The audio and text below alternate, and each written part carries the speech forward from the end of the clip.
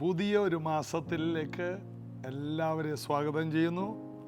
2024 6-ാം മാസത്തിലേക്ക് കയറി. ഒരു വർഷത്തെ രണ്ടായിട്ട് വിഭജിച്ചാൽ 2 ഭാഗമായിട്ട് പറഞ്ഞാൽ ആദ്യ ഭാഗത്തിൻ്റെ അവസാനമാണ് ഇത് ഈ ജൂൺ മാസം എന്ന് പറയുന്നത്. അത് കഴിയുമ്പോൾ 2-ാം ഭാഗത്തിലേക്ക് കയറും. അപ്പോൾ ഒരു കഥ തന്നെ, ഒരു സിനിമ പോലും അതിന് 2-ാം ഭാഗം 1-ാം ഭാഗം ഉണ്ടല്ലേ, ഒരു ഇൻ്റർവെല്ലൊക്കെ ഉണ്ട്. എന്ന് പറഞ്ഞ പോലെ ഈ ജൂൺ മാസം നിങ്ങൾ വളരെ പ്രാർത്ഥനയോടെ, വളരെ ഭക്തിയോടെ ഈ ജൂൺ മാസത്തിൽ നിങ്ങൾ കർത്താവുമായിട്ട് അടുത്തിരുന്നാൽ അടുത്ത മാസം മുതൽ, 2-ാം പകുതി മുതൽ നിങ്ങളുടെ ജീവിതവും അടുത്ത ലെവലിലേക്ക് ഷിഫ്റ്റ് ആകും. മെയ് മാസം കാത്തിരുന്നവർ ജൂൺ മാസം വലിയ അനുഗ്രഹം കാണും. നിങ്ങൾ ഇന്ന് എന്ത് ചെയ്യുന്നു എന്ന് എന്നോട് പറ. നിങ്ങൾ എന്തായി തീരുമെന്ന് ഞാൻ നിങ്ങളോട് പറയാം. നിങ്ങൾ ഇന്ന് എന്താണ് ചെയ്യുന്നത്? മടുത്തുപോകാതെ പ്രാർത്ഥിക്കുന്നവരാണോ? വിശ്വാസത്തോടെ വചനം പറയുന്നവരാണോ? വേദപുസ്തകം വളരെ നന്നായി വായിക്കുന്നവരാണോ? നിങ്ങളെ നാളുകളെ എനിക്ക് എളുപ്പമായിട്ട് പറയാൻ കഴിയും. നിങ്ങളൊരു അത്ഭുതമായിരിക്കും. ജൂൺ മാസം നിങ്ങൾ എന്താണോ അതാണ് ജൂലൈ മാസത്തിൽ നിങ്ങൾ കാണാൻ പോകുന്നത്. കഴിഞ്ഞ നാളുകളെ മറക്കുക. കഴിഞ്ഞ ദിവസങ്ങൾ വേണ്ട രീതിയിൽ പ്രാർത്ഥിച്ചില്ല എന്ന് പറയാൻ എത്രയോ വർഷം പോയി. അതൊരു പിശാചിൻ്റെ ചതിയാണ്. ഒരു കാര്യം സമയത്ത് നടത്താതെ മാറ്റുക, പലതിലും പിൻവലിഞ്ഞ് നിൽക്കുക, മടുപ്പിക്കുക, തളർത്തുക, ഇതെല്ലാം പിശാചിൻ്റെ തന്ത്രമാണ്. നമുക്ക് പറയാം, ഇല്ല, ഞാൻ എരിവോടെ തീഷ്ണതയോടെ ഞാൻ കർത്താവിൻ്റെ ഹിതങ്ങൾ ചെയ്യും. നമ്മൾ എടുക്കുന്ന വലിയ തീരുമാനങ്ങൾ ദൈവത്തിൻ്റെ മുമ്പിൽ പ്രസാദകരമാണ്. പ്രാർത്ഥിക്കാൻ കഴിയുന്നില്ല എന്ന് പറയരുത്, പ്രാർത്ഥിക്കാൻ കഴിയും. രക്ഷിക്കപ്പെട്ട യേശുവിനെ സ്വീകരിച്ച ഒരു വ്യക്തിക്ക് എപ്പോൾ വേണമെങ്കിലും പ്രാർത്ഥിക്കാം. അപ്പോൾ പ്രാർത്ഥനയെ ബന്ധിക്കുന്നു? ഇല്ല, പ്രാർത്ഥനയൊന്നും ബന്ധിക്കാൻ പിശാചിന് പറ്റില്ല. നമ്മൾ ഈ പിശാചിനെ പിടിച്ച് തലയിൽ വെച്ചിട്ടാണ്, വേലിയിലിരിക്കുന്ന പാമ്പിനെടുത്ത് തോളയിൽ വെച്ചാൽ കൊത്തുവത്. അവനെ കാലിൻ്റെ കീഴെ ചവിട്ടി മെതിക്കേണ്ടതാണ്. അപ്പോൾ പിശാചിനെ തലയിലെടുത്ത് വെക്കുമ്പോൾ നീ കീഴെയാണ്. പിശാചിനെ കാലിൻ്റെ കീഴെ വെച്ചിട്ട് മെതിച്ചാൽ നീ മുകളിലാണ്. നമ്മളാ തീരുമാനിക്കുന്നത് എവിടെ വെക്കണമെന്ന്.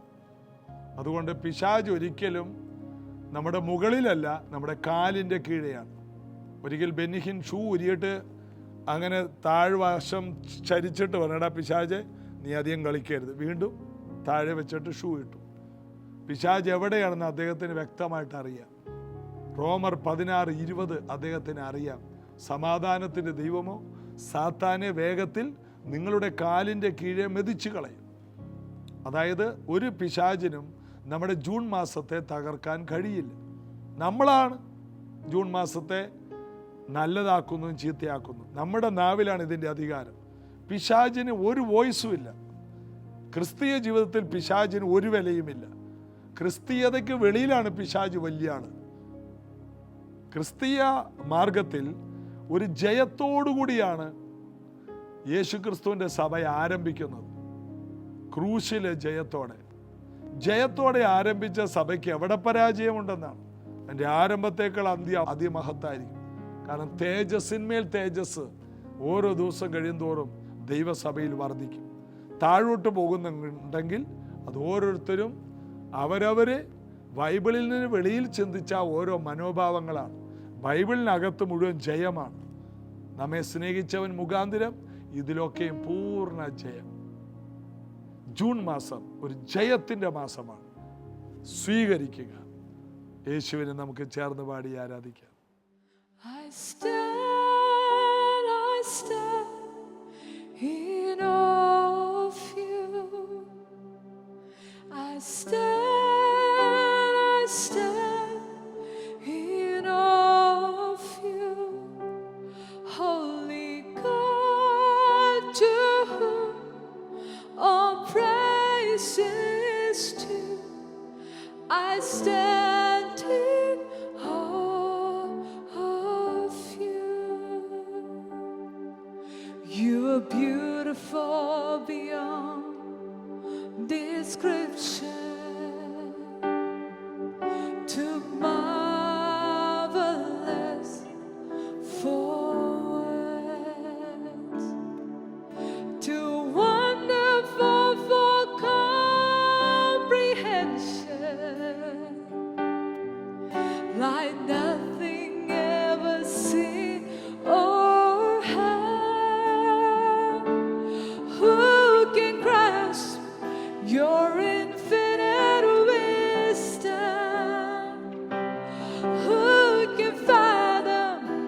the depths of your love. You are beautiful beyond description, majesty enthroned above. I stand in awe of you. I stand in awe of you. Holy God, to whom all praise is due. I stand in awe of you. You're beautiful. You are beautiful beyond description, too marvelous for words, too wonderful for comprehension, like nothing ever seen or heard. Who can grasp your infinite wisdom? Who can fathom the depths of your love?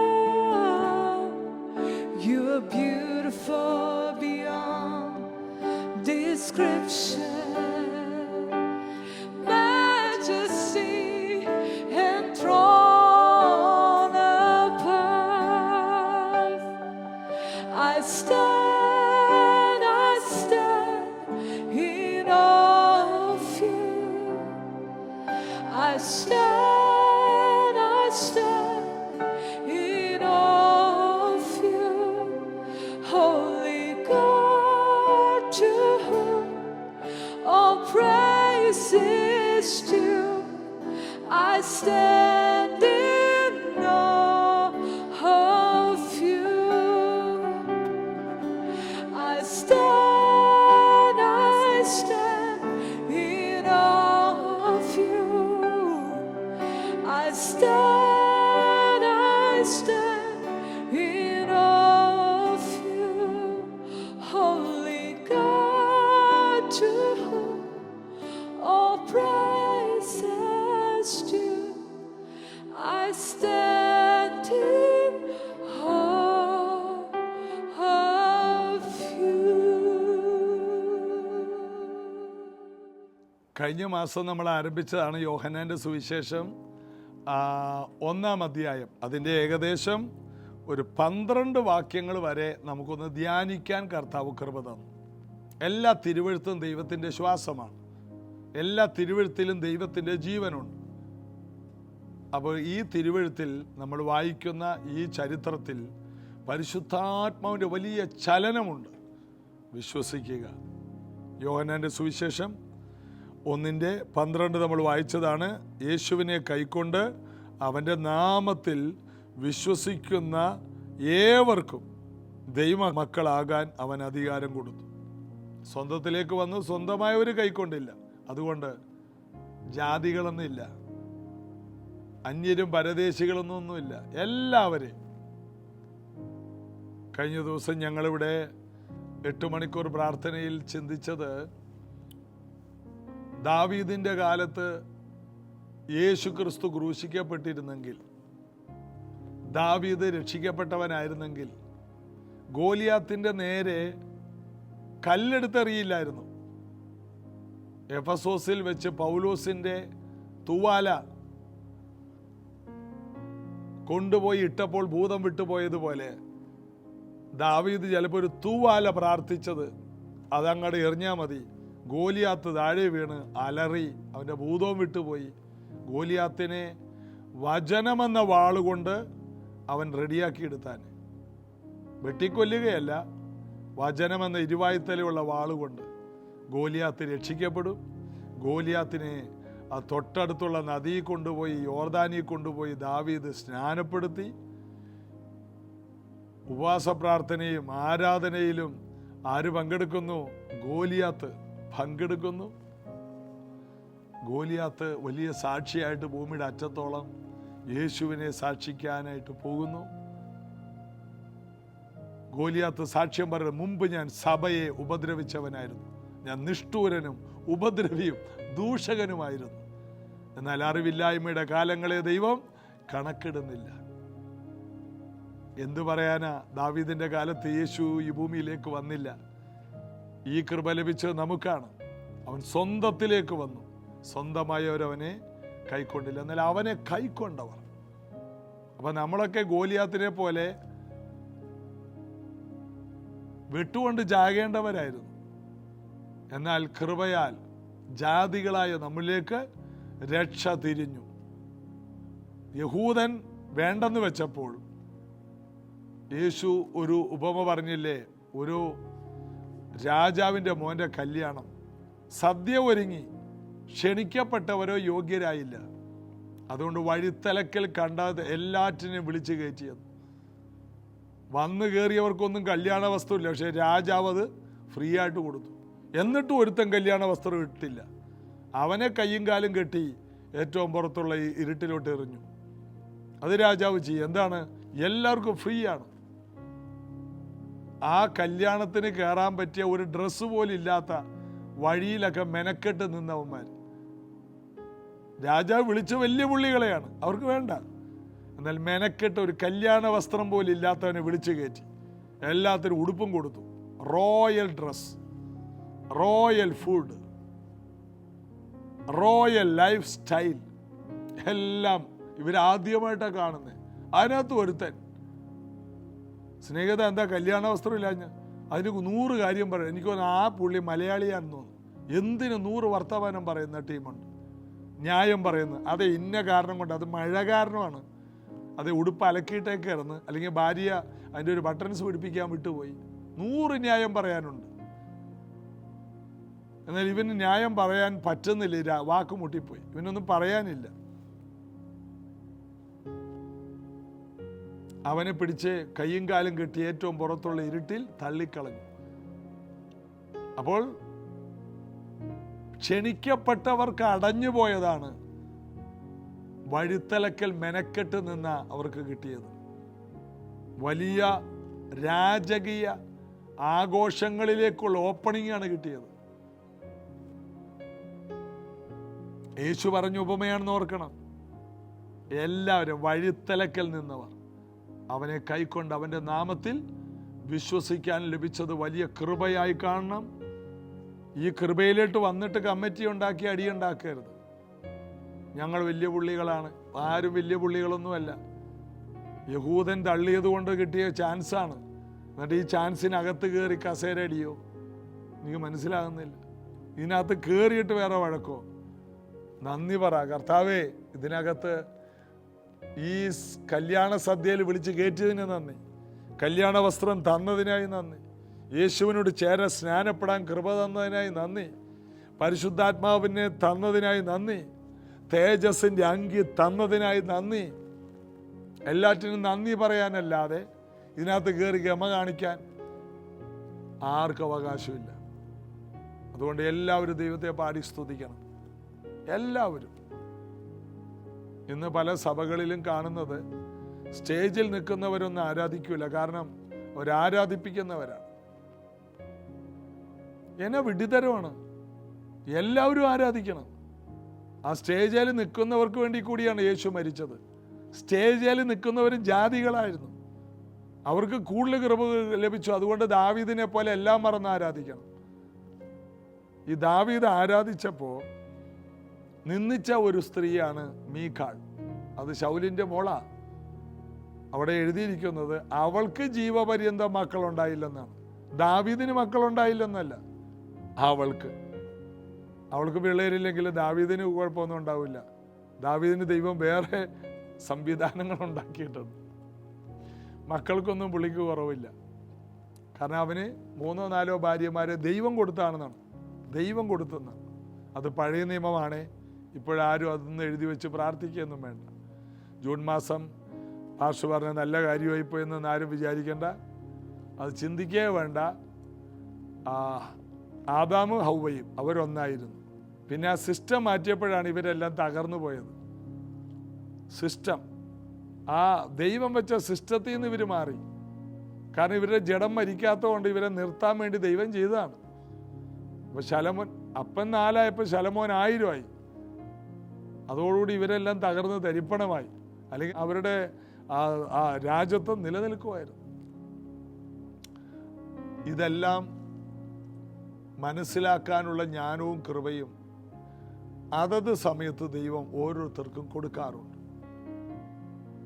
ഒരു കാര്യത്തിൽ നമ്മൾ ഒരിക്കലും ഞാനെന്ന് ചിന്തിക്കരുത്, ഇത് എൻ്റെ മിടുക്കുകൊണ്ടാണ് ഞാനൊരു ദൈവ പൈതലായതെന്ന് ഒരിക്കലും ചിന്തിക്കരുത്.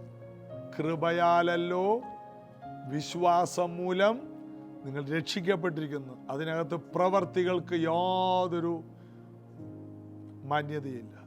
കൃപ. നമുക്ക് അർഹതയില്ലായിരുന്നു.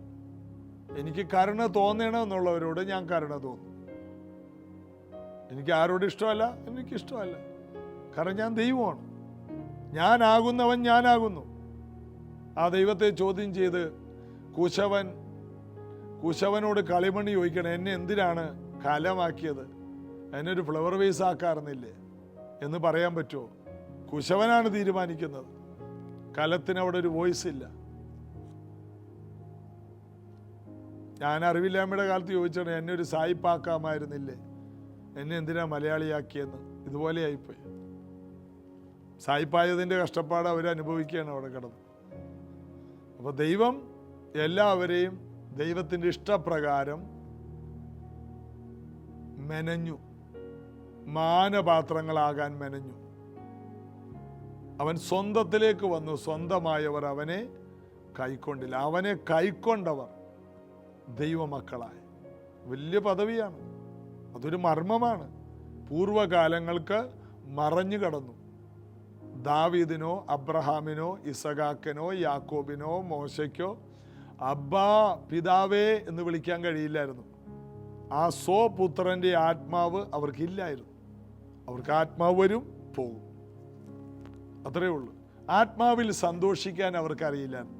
രാപ്പകൽ ആത്മാവിൽ ആരാധിക്കാൻ അവർക്കറിയില്ല. അവരുടെ ആരാധനയൊക്കെ 1000 മൃഗങ്ങളെയൊക്കെയാണ് ശലോമോൻ അറുക്കുന്നത്. എന്നാൽ പുതിയ നിയമ ആരാധനയിൽ ഒരാടുമില്ല, ഒരു മുയൽ പോലുമില്ല, ഒരു പ്രാവിനെ പോലെ യാഗം കഴിക്കേണ്ട. എല്ലാം ആത്മാവിലും സത്യത്തിലുമുള്ള ആരാധനയാക്കി. അതായത് യേശു കാൽവരി ക്രൂശിൽ യാഗത്തെ പൂർത്തീകരിച്ചു. ഊനമില്ലാത്ത ഒരു കുഞ്ഞാട്, ലോകത്തിന്റെ പാപം ചുമക്കുന്ന കുഞ്ഞാട് അറുക്കപ്പെട്ടു. ഇനി എന്തിനാണ് ആരാധന? യഹൂദൻ ഇതുവരെ അത് തുറന്നു കിട്ടിയിട്ടില്ല. അവൻ സ്വന്തത്തിലേക്ക് വന്നിട്ട് അവർക്കിത് മനസ്സിലായിട്ടില്ല. എന്നാൽ അവനെ കൈക്കൊണ്ടവർക്ക് ഒരു സത്യം അറിയാം, അതൊരു ബ്ലെസ്സിങ് ആണ്. അവനെ കൈക്കൊണ്ട് അവന്റെ നാമത്തിൽ വിശ്വസിച്ചവർ ദൈവമക്കളായി. 13-ാം വാക്യം, അവർ രക്തത്തിൽ നിന്നല്ല, ജഡത്തിന്റെ ഇഷ്ടത്താലല്ല, പുരുഷന്റെ ഇഷ്ടത്താലുമല്ല, ദൈവത്തിൽ നിന്നത്രേ ജനിച്ചത്. യേശുവിനെ കൈക്കൊണ്ടവർ വീണ്ടും ജനിക്കുകയാണ്. അവർക്കൊരു ജനനമുണ്ടായി, പുതിയ സൃഷ്ടികളായി. അബ്ബ പിതാവേ എന്ന് വിളിക്കുന്ന ഒരു തലമുറ ജനിച്ചു വീഴുകയാണ് യേശുവിനെ സ്വീകരിക്കും. നാം സുവിശേഷം പറയുമ്പോൾ, ഒരാൾ രക്ഷിക്കപ്പെടുമ്പോൾ, സ്വർഗത്തിൽ ഒരു കുഞ്ഞ് ജനിച്ചു, സ്വർഗത്തിലെ പുസ്തകത്തിൽ പേര് വന്നു, സ്വർഗത്തിൽ ആധാർ കാർഡ് കിട്ടിക്കഴിഞ്ഞു. എന്താണ്? ഒരു പുതിയ ആൾ ജനിച്ചു. സ്വർഗത്തിൽ ഒരു പുതിയ പിറവി, സ്വർഗത്തിന് വേണ്ടിയൊരു പുതിയ പിറവി. സ്വർഗത്തിൽ ഒരു വ്യക്തിയുടെ ജീവിതം ആരംഭിക്കുന്നു. അതുകൊണ്ട് ആ ക്രിസ്തുവിനോടുകൂടെ ഉയർത്തെഴുന്നേൽപ്പിച്ച് സ്വർഗത്തിൽ ഇരുത്തിയിരിക്കുന്നു എന്ന് എഫേസ്യ ലേഖനം 2:6 മുതൽ വായിക്കുമ്പോൾ കാണുന്നു. ഒരു വ്യക്തി യേശുവിനെ സ്വീകരിക്കുമ്പോൾ അവൻ്റെ പേര് സ്വർഗത്തിൽ, അവൻ ആത്മാവിൽ സ്വർഗത്തിൽ ഇരുത്തപ്പെടുന്നു. ശരീരം കൊണ്ട് ഭൂമിയിലാണെന്നേ ഉള്ളൂ. ബൈബിളിൽ അതിനുള്ള തെളിവുകളുണ്ട്. അതുകൊണ്ട് രക്ഷിക്കപ്പെട്ടവരുടെ വില രക്ഷിക്കപ്പെട്ടവരെ അറിയണം. അവർ പുരുഷന്റെ ഇഷ്ടത്താലല്ല വന്നത്. അതാണ് നമ്മൾ വായിച്ചത്. അവർ രക്തത്തിൽ നിന്നല്ല, ജഡത്തിന്റെ ഇഷ്ടത്താലല്ല, പുരുഷന്റെ ഇഷ്ടത്താലുമല്ല, ദൈവത്തിൽ നിന്ന് ജനിച്ചതാണ്. ഇതൊരു മാനുഷികമായിട്ടുള്ള പിറക്കലല്ല, ഇത് ദൈവത്തിൻ്റെ വൻ പദ്ധതിയാണ്. നീ രക്ഷിക്കപ്പെടുമ്പോൾ നീ ഒരു അത്ഭുത ജനനമെടുക്കുകയാണ്. നീ യേശുവിനെ സ്വീകരിച്ചപ്പോൾ, യേശു നിങ്ങളുടെ ജീവിതത്തിൽ വന്നപ്പോൾ ഒരു അത്ഭുത പിറവി നടന്നു. ഒരു ദരിദ്രനിൽ ഒരു സമ്പന്നൻ പിറന്നു. ഒരു രോഗിയിൽ സൗഖ്യദായകൻ പിറന്നു. ആരാണ് ആ സൗഖ്യദായകൻ? യേശുവല്ല, ഒരു പുതിയ സൃഷ്ടി. അപ്പോൾ രോഗിയായിട്ടുള്ളൊരു വ്യക്തിയിലേക്ക് യേശു വരുമ്പോൾ അവൻ്റെ രോഗസൗഖ്യം മാത്രമല്ല, സൗഖ്യമാക്കുന്നവനുമാക്കി അവനെ മാറ്റുകയാണ്. ബന്ധിക്കപ്പെട്ട ഒരാൾ യേശുവിലോട്ട് വരുമ്പോൾ അവൻ്റെ ബന്ധനം അഴിയുന്ന മാത്രമല്ല, ഏത് ബന്ധനത്തെ അഴിക്കുന്നവനും കൂടി അവനാകും. ഒരു ദരിദ്രൻ വിശ്വാസത്തിലേക്ക് വരുമ്പോൾ അവൻ്റെ ദാരിദ്ര്യം മാറുക മാത്രമല്ല, അനേകരെ സമ്പന്നരാക്കുന്ന മർമ്മങ്ങളുടെ ഗ്രഹവിചാരകനായിട്ട് മാറും. സമ്പന്നതയുടെ മർമ്മം കൂടി ദൈവം അവൻ്റെ കയ്യിൽ ഏൽപ്പിക്കും. നിങ്ങൾ എന്തിൽ വേദനിക്കുന്നുവോ അതിൽ നിങ്ങൾ സ്ട്രോങ് ആയിട്ട് മാറും. അതിൽ നിങ്ങൾ പ്രത്യേക, ഇപ്പോഴത്തെ ഭാഷയിൽ പറഞ്ഞ PhD എടുക്കും. ആ വിഷയത്തിൽ നിങ്ങൾ സക്സസ് ആയിട്ട് മാറും. അതിൽ നിങ്ങൾ ഒട്ടും കുറഞ്ഞു പോകില്ല. അതിനുള്ള കൃപ കർത്താവ് തരും. അതിനുള്ള ബലം യേശു തരും. ഒരു പുതിയ അനുഭവത്തിലേക്ക് യേശു നിങ്ങളെ നയിക്കും. പ്രാർത്ഥിക്കാം. യേശുവിൻ്റെ നാമത്തിൽ ഒരു പുതിയ തുടക്കം ഈ മക്കളുടെ ജീവിതത്തിൽ ഇന്നു മുതൽ ഉണ്ടാകട്ടെ. ഇവർ അത്ഭുതങ്ങളെ കാണട്ടെ, ദൈവപ്രവൃത്തി കാണട്ടെ. ഈ ജൂൺ മാസത്തിൽ അനേകർ യേശുവിനെ സ്വീകരിച്ച് പുതിയ സൃഷ്ടികളാകട്ടെ, പുതിയ ജനനങ്ങൾ ഉണ്ടാകട്ടെ. സ്വർഗീയ റോയൽ ഫാമിലിയായി രക്ഷിക്കപ്പെടുന്ന ഒരു വ്യക്തി തീരുന്നല്ലോ. ഇതിൻ്റെ വില ഇവർ തിരിച്ചറിയട്ടെ. അടിമുടി മാറ്റിമറിക്കുന്ന രക്ഷയുടെ സന്തോഷം ഇത് കേൾക്കുന്ന ജനങ്ങളിലേക്ക് ഇറങ്ങി വരട്ടെ. സൗഖ്യവും വിടുതലും ഞങ്ങളുടെ അവകാശമാകയാൽ യേശുവിൻ നാമത്തിൽ അതിനെ സ്വീകരിക്കും. യേശുവിൻ നാമത്തിൽ പിതാവേ, ആമേൻ. കർത്താവിൻ്റെ കാര്യം നിങ്ങളോട് കൂടെയുണ്ട്. പുതിയ മാസത്തിലെ ആദ്യത്തെ സഭായോഗമാണ് നാളെ രാവിലെ 8 മണി തൊട്ട് 11 മണി വരെ. അതിനുശേഷം 8 മണിക്കൂർ പ്രാർത്ഥന ഞായറാഴ്ചയും തുടരുന്നുണ്ട്. അതിനുള്ള എല്ലാവിധ കൃപകളും ഇനിയും പുതിയ മാസത്തേക്ക് വേണ്ട എല്ലാ അഭിഷേകവും കടന്നു വരുന്ന എല്ലാവർക്കും യേശു തരട്ടെ. God bless you.